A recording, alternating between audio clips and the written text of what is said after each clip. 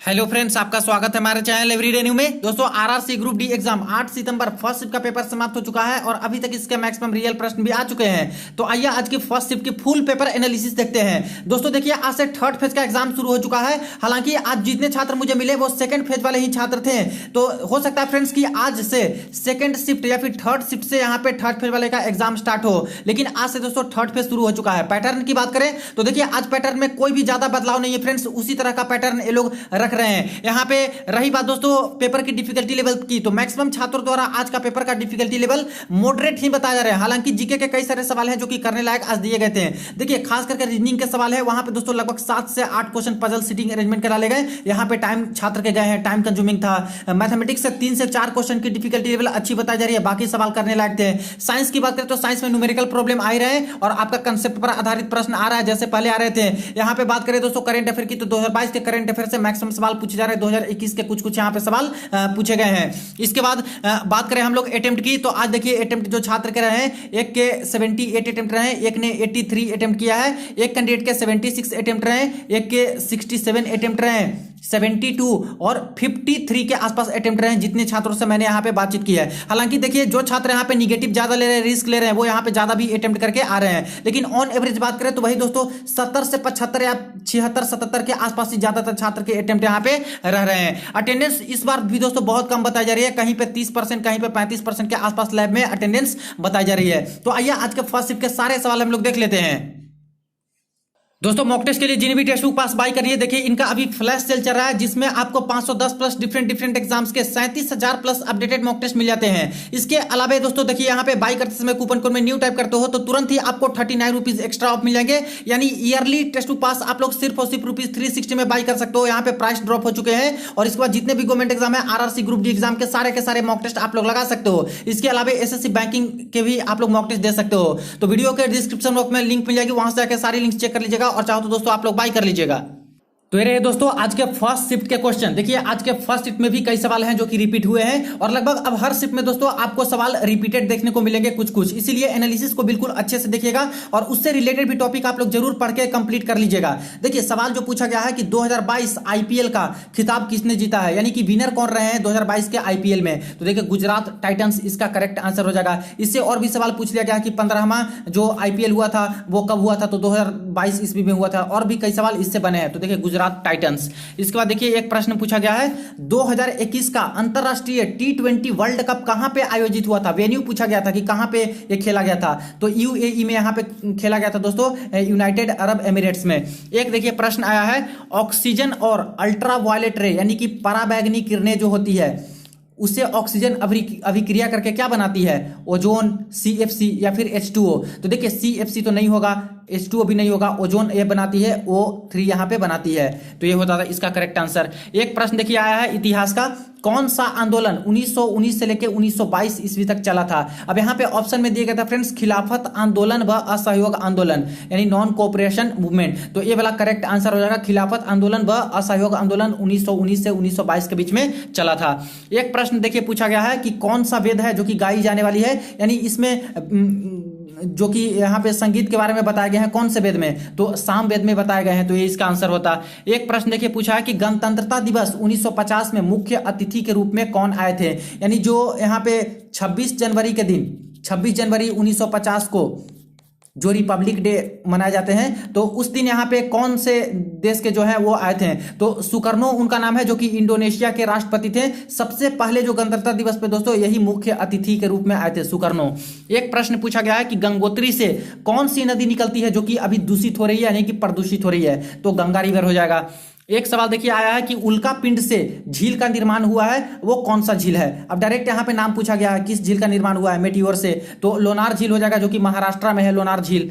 एक सवाल देखिए पूछा है, वार्षिक वित्तीय विवरण किस आर्टिकल में है, यानी एनुअल फाइनेंशियल स्टेटमेंट कौन से आर्टिकल में है, अनुच्छेद में, तो 112 आर्टिकल में इसके बारे में बताए गए हैं। एक सवाल देखिए आया है, कैग से related controller and auditor general of India यानी नियंत्रक एवं महालेखा परीक्षक के बारे में, कि किस आर्टिकल में आता है, तो आर्टिकल 148 अनुच्छेद अनुच्छेद 148 में आता है कैग। एक सवाल देखिए आया है, और ये दोस्तों हमेशा पूछ रहा है यहाँ पे आपके 51A मौलिक कर्तव्य हो गए, चाहे दोस्तों पंचायती राज हो गए, लगभग हर शिफ्ट में ये सवाल डाल रहे हैं। अनुच्छेद 51A के बारे में क्या सही है, ये सवाल था। तो 4 ऑप्शन दिए थे, स्टेटमेंट बड़े बड़े दिए गए थे, उसको पढ़ के दोस्तों आपको यहाँ पे सही करना था। देखिए टाइम का मैनेजमेंट दोस्तों काफी सारे छात्र के प्रॉब्लम आ रहे हैं, काफी सारे छात्र को दिक्कत आ रही है, इसीलिए तेजी से आप लोग सोल्व करते जाएगा और 100 का 100 क्वेश्चन देखना है, क्योंकि कई सारे छात्र बोलते हैं कि मेरा 10 क्वेश्चन छूट गया, 5 क्वेश्चन छूट गया, और अंत में दोस्तों यहाँ पे क्वेश्चन जो है थोड़े बहुत इजी डाल रहे हैं लोग। शुरुआत में उलझाने के लिए थोड़े लंबे लंबे प्रश्न डाल दे रहे हैं, बीच में भी थोड़े लंबे प्रश्न है, लेकिन अंत के जो प्रश्न आप लोग देखिएगा थोड़ा सा इजी प्रश्न आपको नजर आएगा ज्यादातर के कंप्यूटर स्क्रीन पे। एक देखिए यहाँ पे प्रश्न पूछा गया है कि महिलाओं के लिए कोई योजना चलाई गई थी, वो किसने शुरू की है। तो यहाँ पे 4 मिनिस्टर के नाम दिए गए थे, तो स्मृति ईरानी इसका करेक्ट आंसर हो जाएगा, क्योंकि महिला एवं बाल विकास मंत्रालय इनके पास है। तो जो यहाँ पे बालकों के लिए और जो महिलाओं के लिए चलाए जा रहे हैं ज्यादातर जो योजना है वो इनके द्वारा ही जो है इनोग्रेट किए जा रहे हैं या फिर चलाए जा रहे हैं। एक देखिए प्रश्न पूछा गया है, किसी कनकेव मिरर में फोकस की दूरी 30 सेंटीमीटर है, अवतल दर्पण में फोकस की दूरी 30 सेंटीमीटर है, तो रेडियस ऑफ कर्वेचर यानी वक्रता त्रिज्या क्या होगा। तो सिंपली दोस्तों ऐसे बहुत सारे सवाल बन चुके हैं, बिल्कुल छूटने वाले नहीं थे। फोकस दिया था 30 सेंटीमीटर और पूछा था कि आर कितना होगा, तो आर कितना होता है, फोकस का डबल होता है, एफ बराबर होता है आर बटा 2, तो आर निकालेंगे तो 2f, तो बस इसको डबल कर देना था, तो 30 दूना 60 यानी कि 60 सेंटीमीटर यहाँ पे आ जाता। अब था दोस्तों यहाँ पे कनकेव मिरर, अगर वहां पे ऑप्शन में माइनस में दिया गया -60 और +60 ऐसे करके, तब तो -60 वाला लगा के आना है, क्योंकि कनकेव मिरर में जो फोकस होता है वो माइनस से लेके चलते हैं, इसी तरफ होते हैं, तो रेडियस ऑफ कर्वेचर भी माइनस में आएगा। लेकिन छात्र का नहीं कि कोई माइनस में ऑप्शन नहीं था, तो डायरेक्ट यहाँ पे 60 आएगा, तो 60 सेंटीमीटर। एक देखिए प्रश्न पूछा था, कोई किरण 30 डिग्री पर आपतित होती है और दूसरे माध्यम में प्रवेश करती है, तो क्या होगा। अब देखिए दोस्तों यहाँ पे आपका जो रिफ्रैक्शन होता है, अपवर्तन होता है, उससे यहाँ पे सवाल पूछे गए हैं। जैसे मान लेते हैं कि ये एक मीडियम है एयर का ऊपर में, और ये नीचे मान लेते हैं कि ये कोई वाटर का यहाँ पे है, तो ऊपर से मान लेते हैं कि ये नॉर्मल है, एक किरण आई 30 डिग्री पे यहाँ पे आपतित हुई और यहाँ पे मुड़ गई, तो कोई रेयर डेंसर से यहाँ पे डेंसर में आता है, रेयर से डेंसर में आता है, तो ये जो है नॉर्मल की ओर मुड़ जाता है इस तरह से, और इसका जो एंगल होगा वो इससे कम होगा। तो ये 30 डिग्री पे यहाँ पे गिरी है, ये जो किरण है, ये जो रे है, तो ये जो एंगल होगा ये दोस्तों इससे कम होगा और अभिलंब की ओर झुक जाएगा, नॉर्मल की ओर झुक जाएगा। तो इसमें कौन सी सही है इसके बारे में पूछा था, क्या होगा। तो अपवर्तनांक कोण जो है 30 डिग्री से कम होगा, यानी 30 डिग्री से कम होगा मुड़ने के बाद, और इसके बाद अभिलंब की ओर वो मुड़ जाएगा, यानी नॉर्मल की तरफ ये जो है मुड़ जाएगा। तो ये सवाल आज पूछे गए हैं। एक देखिए प्रश्न आया है आपके लाइट वाले टॉपिक से ही है, प्रकाश वाले से, अंतरिक्ष यात्री को आसमान काला क्यों दिखाई देता है, ब्लैक क्यों दिखाई देता है। तो देखिए अंतरिक्ष में दोस्तों कोई भी वायुमंडल नहीं है, एटमॉस्फेयर ही नहीं है, और ना ही कोई वहां पे कलर का स्कैटरिंग होता है, क्योंकि स्काई हमें ब्लू क्यों दिखाई देते हैं, क्योंकि ब्लू कलर होता है जो कि स्कैटर कर जाता है पूरे स्काई में चारों तरफ, यानी कि प्रकीर्णन उसका हो जाता है, इसलिए ब्लू कलर दिखाई देती है। लेकिन अंतरिक्ष में कोई वायुमंडल ही नहीं है, एटमॉस्फेयर नहीं है, इसलिए पूरा का पूरा जो आसमान है उनको, एस्ट्रोनॉट को, अंतरिक्ष यात्री को काला दिखाई देता है। एक सवाल देखिए पूछा गया है, करंट दिया गया था 0.2 एम्पियर करंट था फ्रेंड्स, और वोल्टेज दिया गया था कि 4 वोल्ट है, तो पावर निकाला था, यानी कि शक्ति निकालना था। अब देखिए पावर बराबर होता है V × I, अब V दिया है 4 वोल्ट और करंट दिया है 0.2 एम्पियर, तो यहाँ पे निकल जाएगा 4 दूना 8, यानी कि 0.8 वाट यहाँ पे निकल जाएगा इसका टोटल पावर, यानी कि शक्ति। एक देखिए प्रश्न पूछा है, हीट दिया था यानी कि उष्मा दिया था, करंट कितना होगा अगर 2 ओम का रेजिस्टेंस 1 सेकंड के लिए सर्किट में लगा हो। तो ऐसे भी सवाल आए हैं, हीट वाले जो प्रश्न थे, जो कि H = I² RT, इसके बेसिस पर भी दोस्तों आपके न्यूमेरिकल पूछे गए हैं। अब ये भी देखिए इसमें कुछ नहीं था, टाइम दिया गया था 1 सेकेंड, रेजिस्टेंस दिया गया था 2 ओम। मान लेते हैं कि यहाँ पे कोई दूसरा ही वैल्यू वहां पे होगा, क्योंकि डेटा में चेंजिंग हो सकते हैं, लेकिन मैं यहाँ पे डिस्कस कर देता हूँ। रेजिस्टेंस मान लेते हैं 2 ओम है, करंट निकालना था हमें, और हीट भी दिया था, उष्मा भी। मान लेते हैं कि उष्मा यहाँ पे 200 जूल है, ठीक। तो हम लोग ये वाले फॉर्मूला से निकालेंगे I, तो H = I² RT होता है, तो I² बराबर होगा H/RT, और स्क्वायर को हटाएंगे तो यहाँ पे रूट अंडर चला जाएगा, इस तरह से हो जाएगा। अब यहाँ पे क्या करना है कि मान लेते हैं कि ये 200 जूल था, और इसके बाद दो ओम का रेजिस्टेंस था और टाइम 1 ही सेकंड था, तो एक कट के कितना आ जाएगा 100, तो 100 का रूट होता है 10, तो यानी कि आई बराबर निकल के आ गया कितना 10 एम्पियर आ गया। तो डेटा जो होगा उसके अकॉर्डिंग यहाँ पे आंसर आएंगे। बाकी इसी तरह से बना था, बस एक फॉर्मूला लगा देना था, आपका यहाँ पे सोल्व होकर निकल जाता। एक देखिए सवाल पूछा था, केमिकल रिएक्शन कोई दिया था फ्रेंड्स और वो डबल डिस्प्लेसमेंट रिएक्शन थी, यानी कि द्विविस्थापन अभिक्रिया थी, और पूछा था कि प्रोडक्ट में क्या बनेगा। जैसे कि ए बी और सी डी रिएक्शन कर रहा है तो बी डी बना, तो यहाँ पे क्या बनेगा, तो बी से डी के हो गया तो यहाँ पे ए सी बनेगा। और ये जो रिएक्शन था वो CuSO4 का कोई रिएक्शन दिया गया था, तो बोला गया था कि प्रोडक्ट में यहाँ पे क्या बनेंगे, एक खाली स्थान दिया गया था। तो इस तरह से आपको बताना था। देखिए एक सवाल पूछा गया है कि किसी का पीएच वैल्यू 2.4 है तो वह क्या होगा। तो अगर पीएच वैल्यू 2.4 है तो आपको पता होगा कि जो 7 पे रहता है वो न्यूट्रल रहता है, 7 के इधर 8 9 10 ये सारे बेसिक होते हैं यानी क्षार होते हैं, और 7 के इधर वाले जो भी होते हैं वो एसिड होते हैं। लेकिन 7 के करीब करीब जो है 5 6 पे होता है वो कमजोर एसिड होता है, और 1 2 3 ये सब पे रहते हैं वो स्ट्रॉन्ग एसिड होते हैं। तो पूछा कि 2.4 है तो वो क्या होगा, तो स्ट्रॉन्ग एसिड होगा यानी कि प्रबल अम्ल होगा। एक सवाल देखिए पूछा था, वॉशिंग सोडा यानी धोबन सोडा है वो किसमें उपयोग किया जाता है, और एक सवाल भेजे गए हैं कि वॉशिंग सोडा किसे कहते हैं, उसका नाम क्या है। तो देखिए दोनों दोस्तों डिस्कस कर देता हूं। वॉशिंग सोडा के अगर उपयोग की बात करें तो काफी सारे बार इसमें सवाल रिपीट हो चुके हैं, पूछे भी गए हैं, लेकिन मुझे जहां तक लगता है यह सवाल पूछा गया होगा कि वॉशिंग सोडा किसे कहते हैं, क्योंकि ऑप्शन जो भेजा गया था, एक भेजा गया था ब्लू विट्रियोल, एक ग्रीन विट्रियोल, तो ये दोनों तो होगा नहीं। ब्लू विट्रियोल यहाँ पे नहीं होता है, नीला थोथा नहीं होगा, यहाँ पे हरा थोथा भी यहाँ पे नहीं होगा। बाकी 2 ऑप्शन होंगे, उसके अकॉर्डिंग इनका जो एक नाम होगा वो दोस्तों यहाँ पे हो जाएगा। अब वॉशिंग सोडा का फॉर्मूला ही दोस्तों यहाँ पे होता है Na2CO3 इंटू 10H2O, यानी कि सोडियम कार्बोनेट डेकाहाइड्रेट। तो ये इसका नाम अगर होगा तो ये हो जाएगा। बाकी एक और ऑप्शन यहाँ पे भेजे गए हैं, बोराक्स करके दिया गया था, तो हो सकता है फ्रेंड्स कि बोराक्स यहाँ पे इसके आंसर हो। बाकी आप लोग बताइएगा कि इसमें क्या चारों ऑप्शन थे और क्या आप लोगों ने टिक लगा के आए हो। एक देखिए प्रश्न पूछा है कि 0.2 वाट का 2 बल्ब दिया गया था जो कि सीरीज में जोड़ी गई है, 4 वोल्ट की बैटरी है, सप्लाई दिया जा रहा है, तो करंट उसमें कितना होगा। टोटल करंट पूछा था कि टोटल करंट सर्किट में कितना होगा।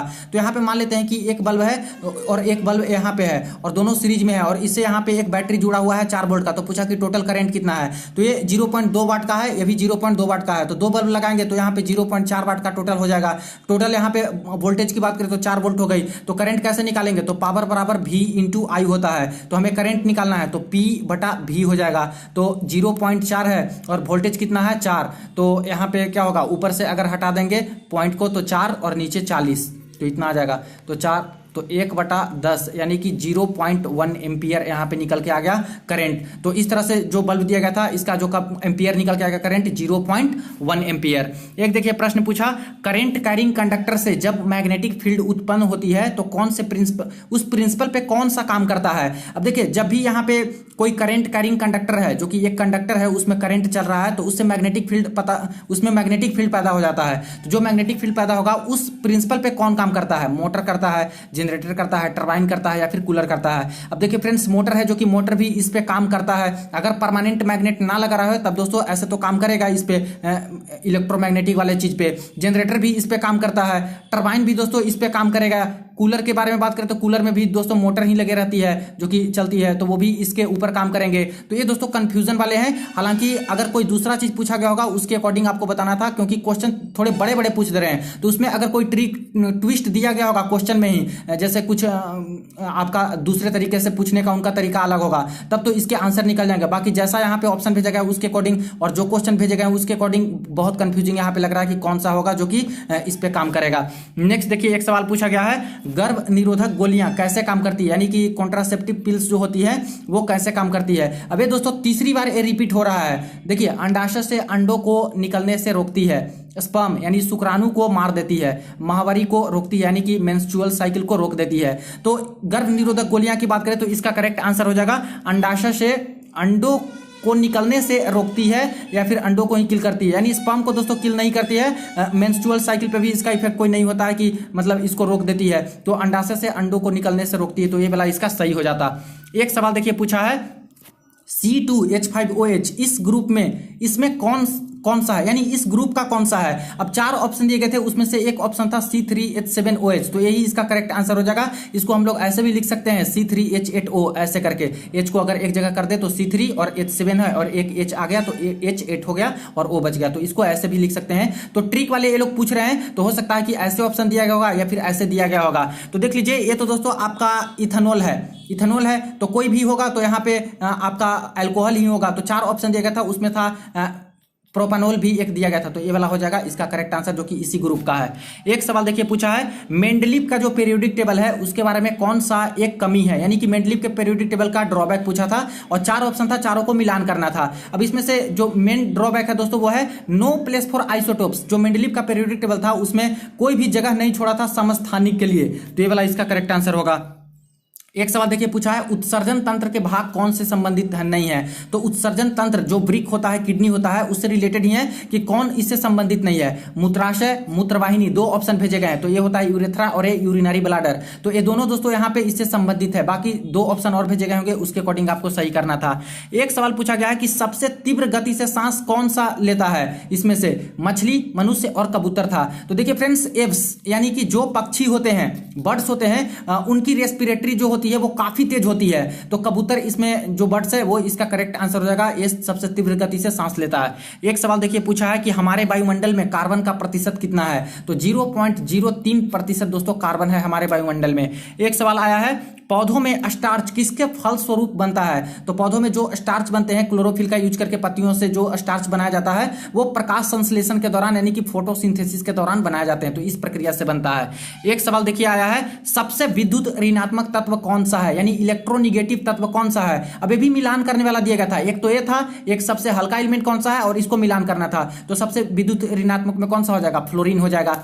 एक सवाल देखिए पूछा है, यह भी रिपीटेड क्वेश्चन है, द्रविड़ शैली किस भाषा के लिए उपयुक्त है। तो बंगाली के लिए तो नहीं होगा, उड़िया के लिए नहीं होगा, तमिल, साउथ की दोस्तों यहाँ पे साउथ में द्रविड़ शैली उपयोग किया जाता है, साउथ के मंदिरों में भी और साउथ की लैंग्वेज में भी, तो तमिल इसका करेक्ट आंसर हो जाएगा। एक सवाल देखिए पूछा है, केंद्र और राज्य सरकार के खर्चों का लेखा जोखा कौन करता है। तो देखिए आज कंट्रोलर ऑडिटर जनरल से 2 सवाल आए हैं, एक तो आर्टिकल वाला पूछ लिया था और एक पूछा कि कौन करता है, तो CAG कैग, नियंत्रक एवं महालेखा परीक्षक। एक प्रश्न आया है, 11वीं अनुसूची, देखिए फिर से आ गया पंचायती राज। अब देखिए ये घुमा फिरा के प्रश्न पूछा है, लेकिन पूछने का अर्थ वही है कि कुल कितने विषय हैं 11वीं अनुसूची में, 11th शेड्यूल में। तो जिनको पता है कि 11वीं अनुसूची में पंचायती राज आती है, तो पंचायती राज में कुल कितने विषय हैं, तो 29 विषय हैं, तो ये इसका आंसर हो जाएगा। ये भी रिपीटेड है। एक प्रश्न देखिए पूछा है, मेंडल के प्रथम एवं दूसरी पीढ़ी में, यानी जो F2 इनका मेंडल का होता है, प्रथम पीढ़ी और दूसरी पीढ़ी F2 में, उसमें से कौन सा रंग, यानी लाल और हरा रंग दिया था, कौन सा प्रभावी होगा। तो आज रंग पे पूछा गया कि कौन सा प्रभावी होगा, जैसे एक में रेशियो होता है 3:1, एक में होता है 1:2:1, तो कौन सा शुरुआत में जो प्रभावी होगा, सबसे ज्यादा लाल होगा या फिर हरा होगा। इस तरह से रिलेटेड यहाँ पे स्टेटमेंट 4 दिया था और काफी डिफिकल्ट स्टेटमेंट बना के दे दिया गया था। जो बहुत अच्छे से बायोलॉजी पढ़ के गए होंगे वही दोस्तों इसको बना के आए होंगे। छात्र के ऐसे यहाँ पे कहने हैं कि काफी ज्यादा कंसेप्चुअल दिए गए थे। एक सवाल देखिए पूछा है, डिक्लोफेनाक जो मेडिसिन होता है काफी पॉपुलर है दोस्तों, ये वाला क्वेश्चन भी बहुत सारे एग्जाम में पूछा गया है, से कौन सा जीव है जो कि विलुप्त हो रहा है। तो डिक्लोफेनाक जो मेडिसिन है, इससे वल्चर जो गिद्ध है वो विलुप्त होने के कगार पे है। एक प्रश्न आया दोस्तों कि हरियाणा में जो दूध मदर डेयरी का उद्घाटन है वो कहां पर हुआ है, गुरुग्राम में हुआ है, करनाल में हुआ है, इस तरह से करके 4 ऑप्शन, चंडीगढ़ में हुआ करके 4 ऑप्शन दिए गए थे। तो इसके मुझे आंसर पता नहीं है, जिनको इसका करेक्ट आंसर पता है जरूर कॉमेंट सेक्शन में आप लोग बता दीजिएगा। तो ये फ्रेंड्स आज की फर्स्ट शिफ्ट की पेपर एनालिसिस आप लोगों ने लेवल देखा साइंस का, और यहाँ पे जो करंट अफेयर के थे, बाकी जो जीके के थे। रीजनिंग की बात करें तो रीजनिंग दोस्तों यहाँ पे टाइम कंज्यूमिंग थी, लगभग 7 से 8 क्वेश्चन यहाँ पे दिल दिए गए थे आपके पजल और सिटिंग अरेंजमेंट वाले, और मैथमेटिक्स करने लायक सवाल थे, लेकिन 3 से 4 क्वेश्चन की डिफिकल्टी लेवल बहुत अच्छी खासी दी गई थी। तो चलिए मिलते हैं नेक्स्ट शिफ्ट के एनालिसिस में। वीडियो को ज्यादा से ज्यादा शेयर कर दीजिएगा और चैनल को सब्सक्राइब कर लीजिएगा।